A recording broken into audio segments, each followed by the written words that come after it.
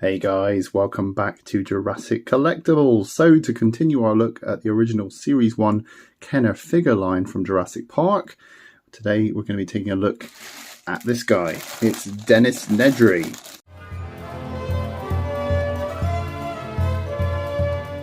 Now if you've been following along in this series of videos, you'll know that we've already taken a look at Robert Muldoon here with the baby Tyrannosaurus Rex. We've already taken a look at Alan Grant with the baby Pteranodon, and we've taken a look at Ellie Sattler with her baby Triceratops, and each of these reviews are available on the channel right now. I'll put links to those down below. But as part of the process, we've just been assessing the kind of quality of the figures and how they've held up over time. I got these a few years back and I haven't really had time to look at what sort of quality they are in terms of their condition. And this is a nice way for me to be reunited with these classic Kenner figures and take a closer look, and also mount them on these vintage ProTech bases, which I'll need a little bit of blue tack for. I don't have any handy at the moment, so I'll have to get some blue tack. But yeah, I think they look tremendous so far, and at some point I will come up with a display solution for these.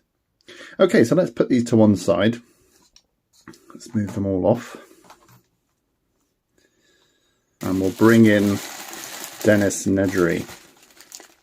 Get him out of the bag and take a closer look. So I've got all of his accessories, much like the other figures. When I bought him, he was complete, which I was really pleased with. Interesting to note, I did not own this figure as a child. I think I might have at some point got his figure secondhand, but it was just him on his own.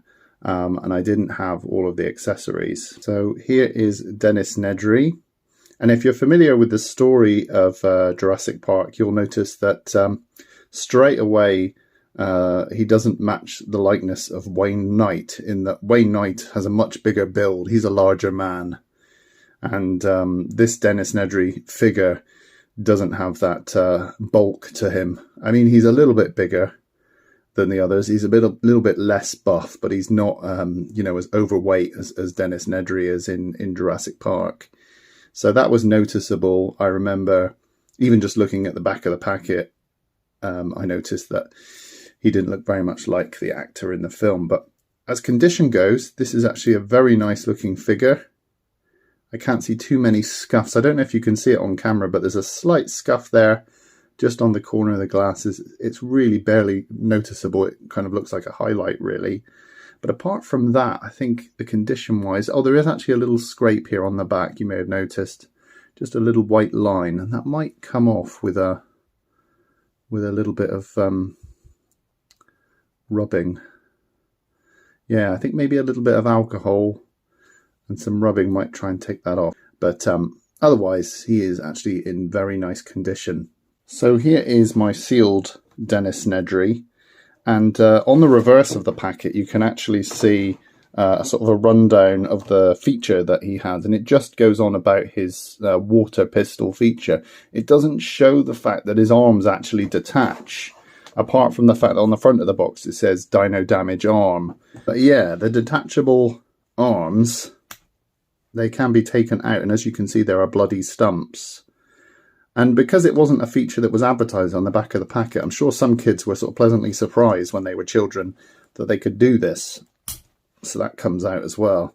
I won't do it too many times because I don't want to damage the plastic of these connector pieces. But yeah, it's interesting because the ratchet mechanism is even visible. You can see those little teeth there. When I put the arm back in, it actually ratchets.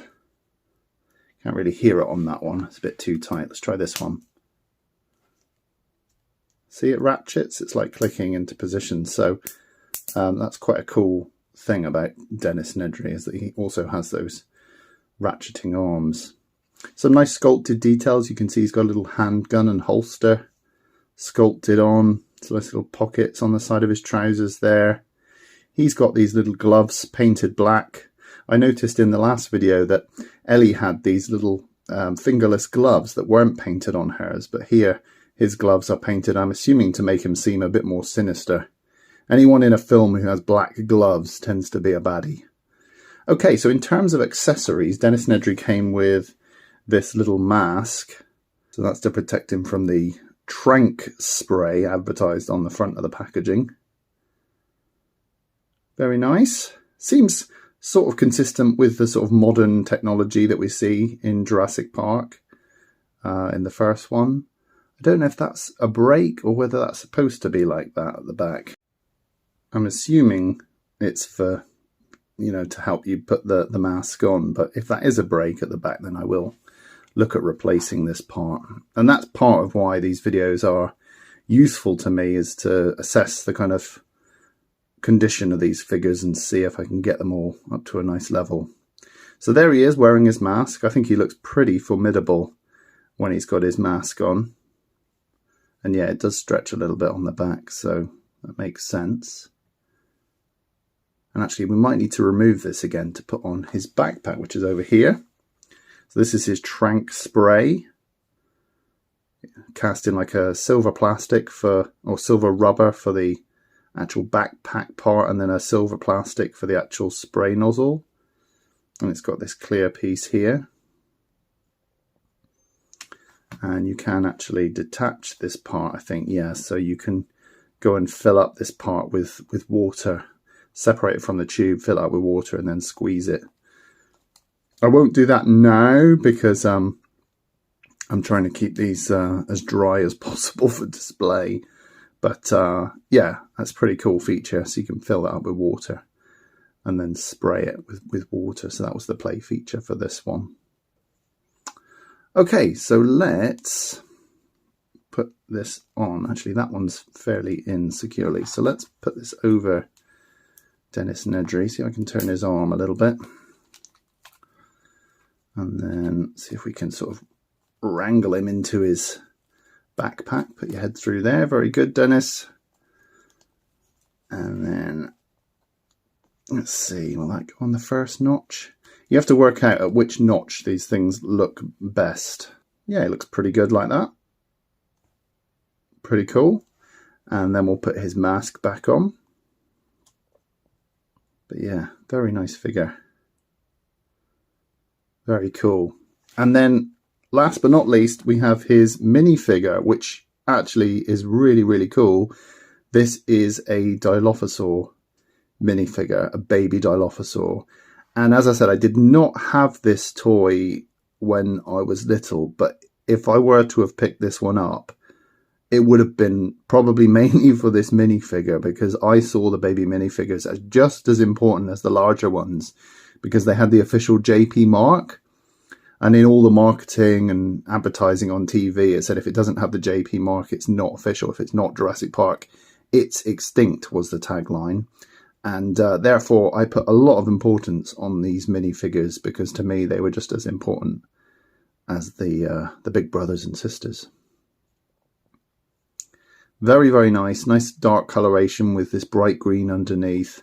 Always very appealing, these little minifigures. And if I bring in the baby Tyrannosaurus Rex from Robert Muldoon, you can see how they scale up next to each other.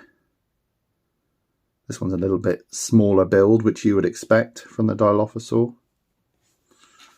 But yeah, what a really cool little duo. And again, a bit like with Ellie Sattler with the green that they used on her costume parts, her accessories. They've done a similar thing here with Dennis Nedry, and I think that really graphically makes this character pop with the yellow and the greens, complementary colours. I think it really helps. The tube is a little yellowed.